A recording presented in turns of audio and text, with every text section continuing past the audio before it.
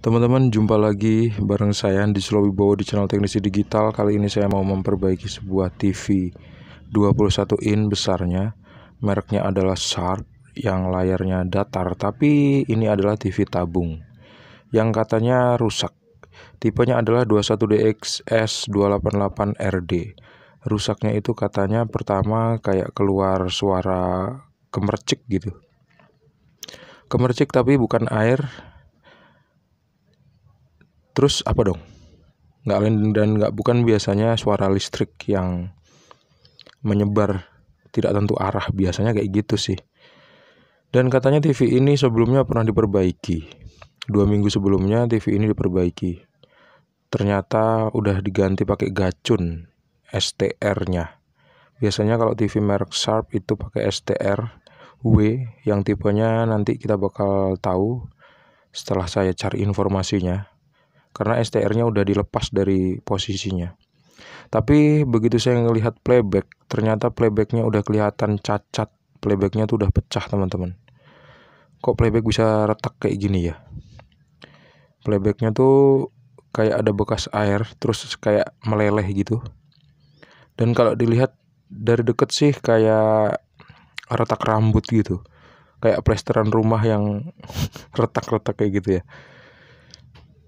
Terus gimana cara memperbaiki TV yang seperti ini? Tonton aja terus video ini sampai habis. Jangan lupa untuk klik like, subscribe, dan membagikan video ini ke teman-teman kalian. Langkah pertama yang mau saya lakukan untuk memperbaiki TV ini adalah memperhatikan seluruh kejanggalan yang ada pada komponen-komponen elektronik. Seperti ini, gacunnya ada tipe 29C. Ini kayaknya gacun 29 in nih, kayaknya dipasang di sini. Padahal ini adalah tipenya 21 in. Coba aja saya lepasin dulu kabel audio, kemudian kabel degaussing kalau perlu sih biasanya. Kabel degaussing yang warna putih ini saya cabut dulu, terus kabel steker saya cabut dulu supaya saya bisa ngebalikin mesinnya, atau saya bisa narik mesinnya supaya saya bisa ngelihat lebih detail dari dekat kira-kira komponen yang mencurigakan rusak itu apa aja. Selain playback dan bagian regulator yang udah diganti sama gacun. TV yang udah diganti pakai gacun, power supply-nya itu biasanya cepat rusak, teman-teman. Lebih baik sih diganti pakai komponen yang aslinya ya. Kalau misalnya STR, pakai STR-nya gitu. Tapi kadang ada beberapa dokter elektronik tuh yang yang penting selesai lah gitu, nggak terlalu ngeribetin hal-hal yang kayak gini. Ini kalau menurut saya sih bagian dari quality control ya. Saya akan coba menggantinya pakai IC regulator yang asli, tapi kalau nggak bisa ya mau nggak mau harus pakai gacun juga. Kayak gitu, tapi harus yang bener masangnya ya. Coba saya balik PCB-nya, terus saya lihat ini adalah bagian dari playback. Ini adalah kaki playback, ada 10 kaki, dan saya lihat di sini belum ada bekas solderan kaki playbacknya, tapi kaki transistor horizontal kayak pernah disolder, dan ini jelas pernah disolder. Entah dia rusak atau enggak, kayaknya pernah dilepas kaki transistor horizontalnya. Mungkin waktu itu melakukan pengukuran kali ya, dokter elektronik yang sebelumnya. Terus kita lanjut di langkah selanjutnya. Langkah selanjutnya adalah memperhatikan tipe playbacknya. Sepertinya tipenya adalah RTRNF 1 berapa itu, nggak kelihatan. Saya harus cari informasinya dulu, teman-teman ya. Entah di rongsokan TV-TV yang lama atau ngelihat di internet untuk tipe TV ini playbacknya tuh berapa gitu tipenya. Setelah kita tahu informasinya, kita bakal cari di toko komponen elektronik terdekat, terus kita coba ganti aja deh dengan playback yang baru. Teman-teman, akhirnya sekarang saya curiga banget sama yang namanya playback, karena playbacknya tadi retak rambut. Bisa playback retak rambut kayak gitu ya. Saya jarang nemuin playback yang retak-retak sampai lebih dari satu seperti itu. Jadi langsung aja saya coba untuk beli ke toko komponen elektronik langganan saya. Terus ternyata ada gitu di sana. Ini dia. Tuh. Ini dia. Jadi tipe dari playback ini adalah RTR NFA 142WJZZ. Ya meskipun agak berbeda sedikit sama playback aslinya, tapi ya gak apa-apa deh. Yang penting playbacknya tergantikan. Sekarang sebelum mengganti playback ada yang perlu kita perhatikan teman-teman, yaitu menetralkan arus listrik yang ada di dalam tabung. Jadi kalau kita mau ngelepas kalau kita mau ngelepas playback, tahap ini harus kita lakukan. Kalau enggak bahaya, nggak boleh tuh ya. Nggak boleh kalau kita nggak melakukan tahapan ini. Siapin probe avometer, yang kemudian probe avometer itu kita tempelin di kabel degaussing seperti ini. Terus ini kita tusukin ke dalam sini. Kalau listriknya ada biasanya bunyi suara cetak gitu, tapi ini kayaknya nggak ada listriknya, nggak ada. Jadi dengan cara seperti ini arus listrik udah netral dan kita boleh ngelepas knop playbacknya teman-teman. Caranya gampang, kayak gini aja tuh ya, kayak gini tuh, lepas kan. Terus sekarang kita tinggal panasin solder dan kita lepas kaki playbacknya. Teman-teman, kalau saya ngelihat kaki playback yang bentuknya seperti ini, saya yakin kaki playback ini nggak pernah disolder ulang, dan kaki playback ini nggak pernah dilepas timahnya, atau playbacknya nggak pernah diganti.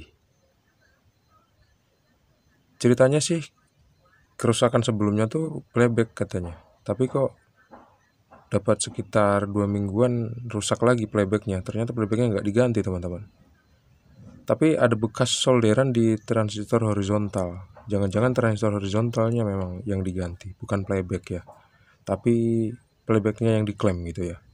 Saya kurang tahu, itu urusan orang lain sih. Cuman saya coba mengklarifikasi aja, mana tahu yang punya TV ini nonton video saya. Saya tunjukin bahwasanya TV ini kaki playbacknya belum pernah disolder, artinya playbacknya belum pernah diganti. Dan keyakinan saya jadi lebih nambah karena knop playback ini adalah knop playback yang asli. Beda loh teman-teman, kalau misal kita sering memperhatikan TV, knop playbacknya itu asli apa pernah diganti dengan yang baru, itu kelihatan banget. Dan knop playback ini belum pernah bergeser posisinya, artinya ini adalah knop playback yang pertama kali dipasang dari pabriknya sana sekitar puluhan tahun yang lalu, dan ini belum pernah diganti dengan yang baru kayak gitu. Jadi kayaknya solder saya udah panas, tiba saatnya saya mau mencoba untuk melepaskan timah yang ada di kaki-kaki playbacknya teman-teman. Sekarang coba saya buka solderan di kaki playback nomor 1. Panasin dulu seperti ini. Lakukan seperti ini sampai playbacknya terlepas ya. Akhirnya playbacknya udah bisa saya lepas teman-teman. Ini dia. Playbacknya tipenya adalah RTR NFA 143WJ gitu ya. RTRNPA 143WJ. Terus di sini ada tulisan lagi JP0591 32626. Kurang lebih kayak gitulah teman-teman. Agak nggak kelihatan tulisannya, udah buram dia. Udah hilang beberapa sudut hurufnya, jadi nggak bisa dibaca. Dan sekarang saya udah beliin playback yang konon tipenya sama, soalnya saya tunjukin gambarnya sih. Coba kita lihat dulu ya. Ini ada tipe JF0501, bukan tipenya ding. Tipenya adalah RTRNFA 142WJZZ. yang tulisan atasnya JF0501326326. Kurang lebih kayak gitu sih di playback yang ini, yang lama maksudnya. Yang lama kurang lebih kayak gitu juga. 32636 ya, sama ya. Cuman yang bedanya di yang lama nih RTRNFA 143 WJZZ, dan yang baru saya punya RTRNFA 142 WJZZ. Jadi agak beda satu angka ya. Tapi jangan nyerah dulu ya kalau untuk memperbaiki yang seperti ini. Kalau komponen elektronik itu jarang ada yang sama persis, itu wajar. Kalau nggak ada sama sekali baru yang repot. Kalau ini kan ada, cuman nggak sama persis. Sebelum saya ganti, sekarang saya mau tunjukin dulu ke kalian bahwasanya playbacknya ini retak rambut seperti ini. Ini udah jadi beberapa bagian ya, 1, 2, 3, 4, 5, 6, 7, 8, 9, 10. Waduh, banyak banget lah, nggak bisa terhitung.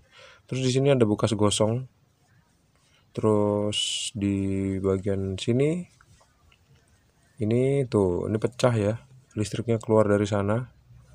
Terus bagian atas ini pecah juga, retak dia tuh. Terus ini ada yang putih-putih tuh, agak gosong jadinya karena kena semburan arus listrik. Teman-teman, playback ini tegangannya tinggi ya. Jadi kalau misalnya listriknya keluar, dia akan bisa merusak isolator. Di kasus TV yang saya perbaiki sebelumnya juga rusaknya playback gitu ya.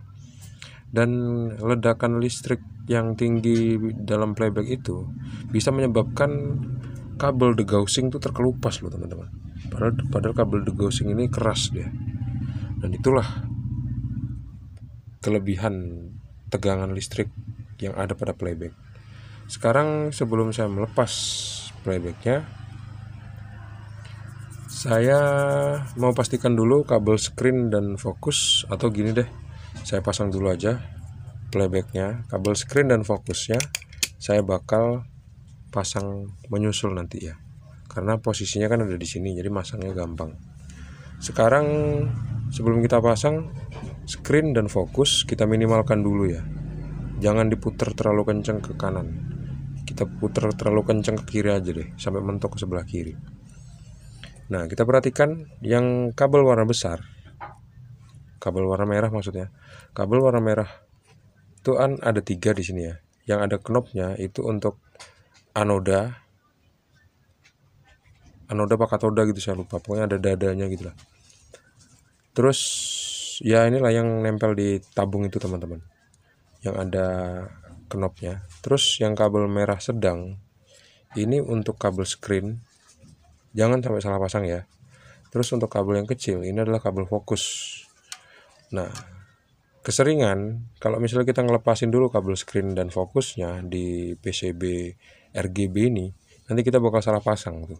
Kalau kita salah pasang sampai kabel screen atau fokus ini kita pasang ke ground di sini, nanti di papan PCB RGB-nya, playbacknya bisa rusak lagi. Jadi untuk screen dan fokus yang playback lama itu biarin aja, nggak usah dilepas dulu. Kita pasang aja dulu playbacknya ke mesinnya ya. Kita pasang dulu. Setelah kita pasang, setelah kita solder, nanti saya bakal balik lagi ke kalian. Playback udah saya solder, sekarang waktunya saya solder kabel screen dan kabel fokus di PCB RGB. Ini kita lepas dulu. Ini ada tegangan 180 volt ya di antara dua kabel ini. Nggak kelihatan ya. Gini deh, saya tundukin sedikit. Ada tegangan yang besar di sini. Tegangan heater, tegangan 180 volt, tegangan RGB ada di sini di antara dua kabel ini teman-teman. Saya pastikan yang ini deh. Ini ada heater, ada 180 volt. Terus ini adalah kabel degaussing. Terus ini adalah kabel fokus. Kita lihat disolder di mana dia. Kabel fokus disolder di situ yang ada titik putihnya ya. Terus ini adalah kabel screen. Untuk masang kabel screen ini kita harus lepas dulu.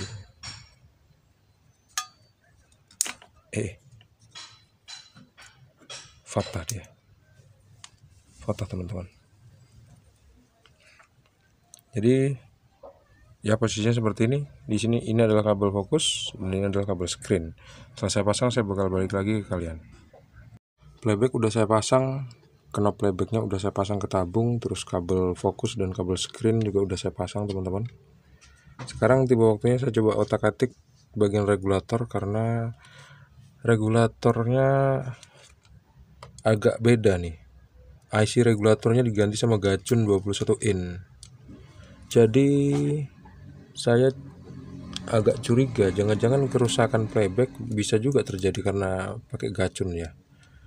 Dan yang saya lebih curiga lagi, Gachun itu kan sebetulnya kabelnya ada 3. Satu kabel lagi itu ditempelin ke kaki optocoupler gitu. Jadi apabila ada kelebihan arus atau kelebihan tegangan di kumparan sekunder atau di rangkaian sekunder, itu akan dikembalikan lagi informasinya ke Gachun, kemudian Gachun akan menyesuaikan frekuensinya agar outputnya sesuai gitu. Tapi kabel birunya nggak dipasang nih teman-teman. Mungkin ini yang akhirnya menyebabkan kerusakan itu ya. Saya nggak tahu, saya mau coba cek dulu kabel warna merah dan kabel warna biru dipasang di mana aja sama teknisi yang dulu. Di sini tepatnya. Kita bisa perhatikan ya. Saya turunin dulu kameranya sedikit. Di sini ini ada kaki STR paling ujung. Ini dia kabel warna merah. Ini kabel warna merah ya. Kabel warna merah itu ya di STR paling ujung ini. Fokus. Fokus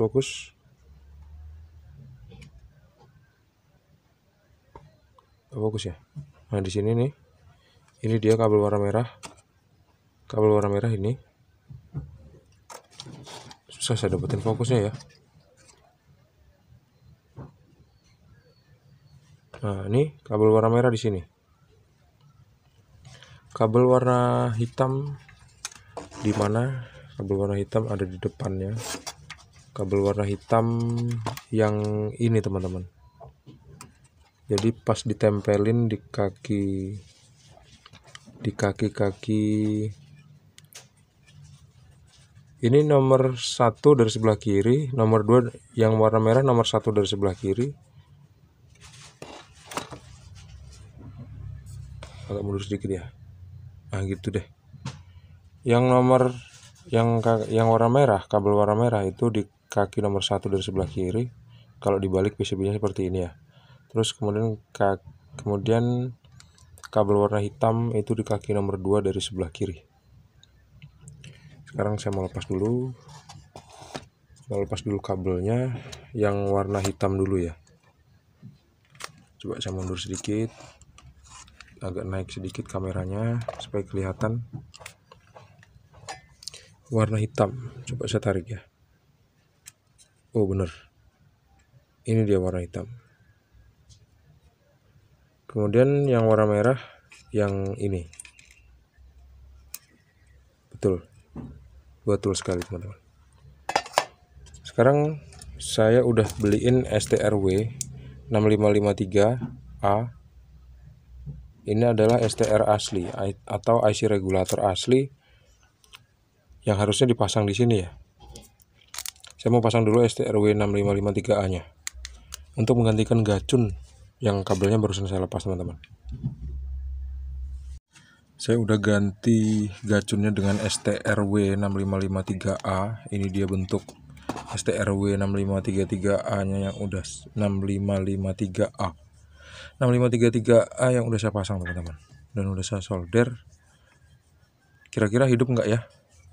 Biasanya kalau nggak hidup nanti saya bakal ganti komponen-komponen yang lain di sekitar STR ini. Ada resistor, ada elko, dan lain sebagainya.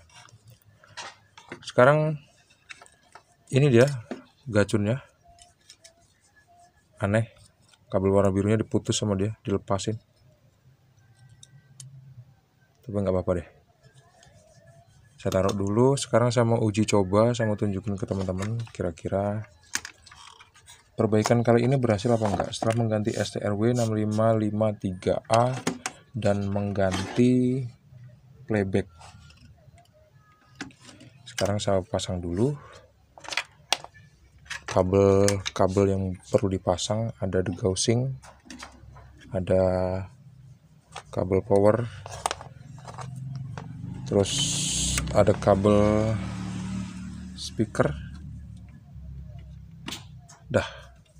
Tadi kan waktu pertama video diputar, atau pertama kali saya di menit-menit pertama video ini, saya nggak nunjukin ke kalian waktu TV-nya dites karena berisiko. Yang punya sendiri udah ngidupin TV-nya, katanya ada suara meledak gitu ya. Jadi daripada berisiko rumah saya MCB-nya nanti bakalan jelek, jadi biarin aja deh. Sekarang saya mau uji coba, saya mau coba colokin ke arus listrik 220 volt, kira-kira hasilnya seperti apa teman-teman. Saya ambil soft start dulu ya, ambil soft start ya. Soft start ini kalau digunakan di TV nggak seberapa signifikan fungsinya, karena TV bisa dihidupkan dengan tegangan 110 volt.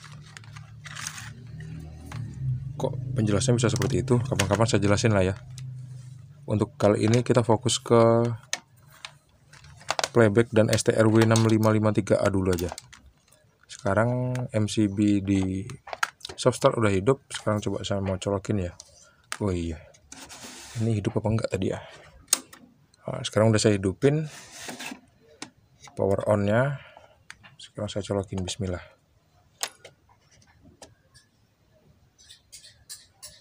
Lampu standby nggak hidup sama sekali teman-teman, artinya bagian regulator nggak bekerja nih.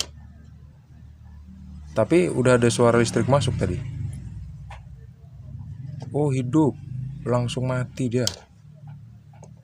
Tuh lihat ya.